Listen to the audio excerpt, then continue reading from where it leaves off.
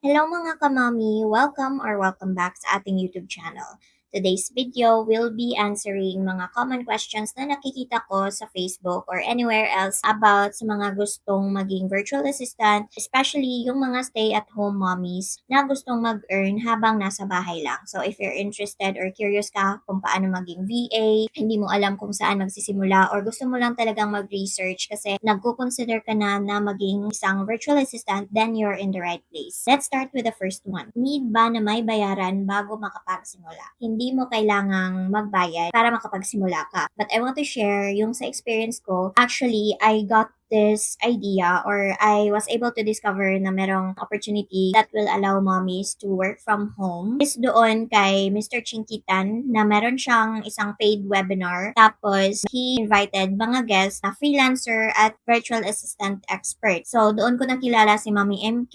If familiar na kayo sa kanya, she's one of the biggest, yung talagang pinakauna kong naging source of information about working from home as a virtual assistant. So, dahil doon sa webinar na yun, doon nagsimula yung knowledge ko na meron pala talagang opportunity that would allow you to earn at home as a mom na hindi mo na kailangang iwan yung mga kids mo. Hindi mo naman kailangan magbayad sa mga paid programs kasi late ko na nalaman na meron din pala kasi talagang ganyan sa YouTube. You can go ahead and direct na kayo mag-aral sa YouTube. Hindi nyo kailangang magbayad ng anything para makapagsimula kayo. Cellphone lang talaga ang meron ako, nanood ako using my phone. Wala pa akong laptop talaga that time. After ilang months siguro na nag-research ako, nag-aral ako, and parang na-convince na ako sa sarili ko na this is a legit opportunity that I have to take a risk. While nagsisave kami para sa panganganak ko that time, ginamit namin yung savings na yun para kabili ako ng second-hand na laptop. Kasama na yung mga accessories like yung headset and webcam para talagang ready na ako to look for clients. And I'm really grateful kasi sinuportahan lang ako ng partner ko kahit pareho kaming hindi sure kung anong mangyayari kapag sinimulan ko tong journey ko as a virtual assistant. Ayun yung naging experience ko. If you can find naman an option na wala kayong bayaran talaga, so I already gave you an idea that you can start learning on YouTube using your phone lang muna. Tapos if ready ka na, like feel mo meron ka ng konting knowledge, tapos nakapag-build ka na ng skills, if wala kayong laptop or desktop computer, yung mga iba meron silang hinihiraman ng laptop, ganyan. So if you have like a relative or a friend that you can like borrow their laptop or desktop computer, then go ahead and do that kasi sa pagiging virtual assistant, kailangan talaga natin ng laptop or desktop computer. Hindi pwedeng cellphone lang. So, ayun siya guys. Hopefully, nabigyan ko naman kayo ng idea. So, ang next question pala is, paano po if wala pang laptop?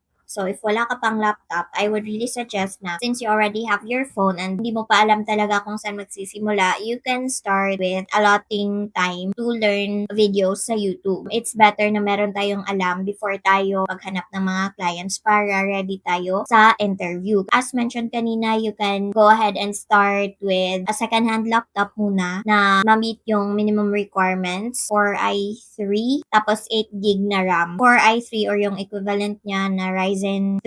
Hindi ako maalam sa technical side. Yun yung minimum requirement ng pag-work from home para hindi naglalag yung work mo kapag nag-start ka na. Or if wala ka namang budget, if meron kang friend or relative na merong extra computer, pwede mong i-ask if they can let you borrow it for some time muna. Yun yung another idea. So, next question, pwede maging freelancer habang nasa abroad? Yes na yes naman. So, kahit nga I'm here in the Philippines, yung clients ko are in the other countries like US, Canada, ganyan, pwedeng-pwede kang maging freelancer kahit saan ka man sa mundo. Next is, where to apply? Sa base experience ko, I've been getting my clients sa onlinejobs.ph, sa Upwork, and sa FreeUp. But there's a lot of other platforms out there that you can do your research. Pwede ka din namang mag-join sa mga Facebook groups na merong mga hiring, pero it's really parang doon ka maraming kakompetensya, especially if you decided to join sa mga virtual assistant groups na merong nagpo-post ng hiring. So basically, lahat ng mga members doon na makakakita, mag-a-apply sila. So marami ka talagang kakompetensya. Next is, need ba graduate ng college? So actually, hindi mo naman kailangan maging graduate sa college. Marami namang mga VA ngayon na hindi sila nakapagtapos, and hindi naman kasi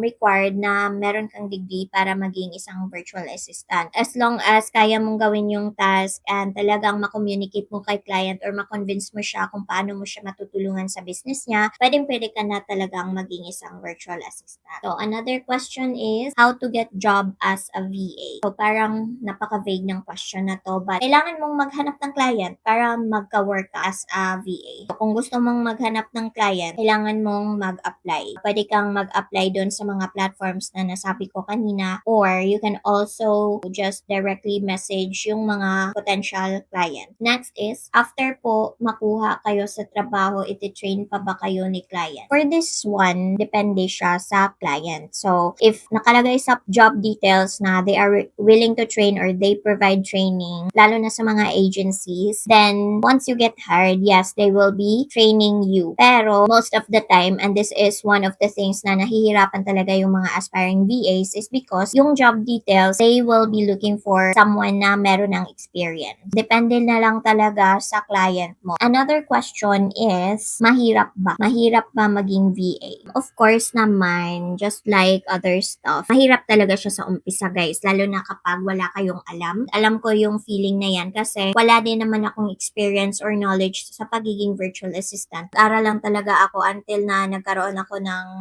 enough na information para makapagsimula akong maghanap ng client. Since meron akong experience as a call center agent, ginamit ko yung skills ko na communication skills sa paghahanap ng client. Kaya yung first ever job ko sa online jobs is cold calling, which is magtatawag ako ng mga property owners doon sa US to ask if they are selling their property. So, ganun siya. And I got trained by that client. Next question, what to say in an introductory video to pass to client? Basically, yung parang ginagawa ko lang talaga is una, hi, tapos yung name, like, hi, my name is Shalene.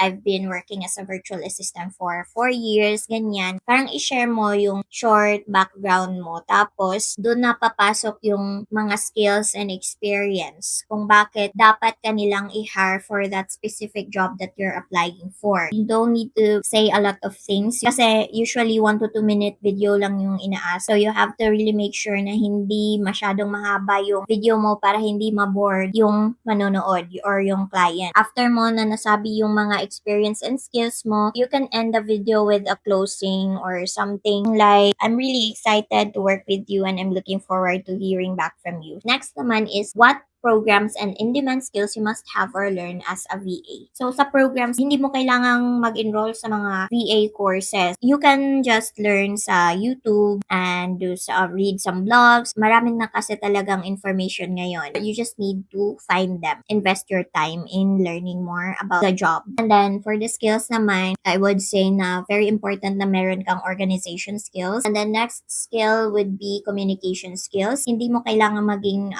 fluent sa English as long as nakaka-communicate ka naman, like conversational lang talaga. Another thing is research. Kasi minsan, meron talagang mga task na or mga bagay na ipapahanap si client. Kailangan mo talaga ng research skills, which we already do, diba?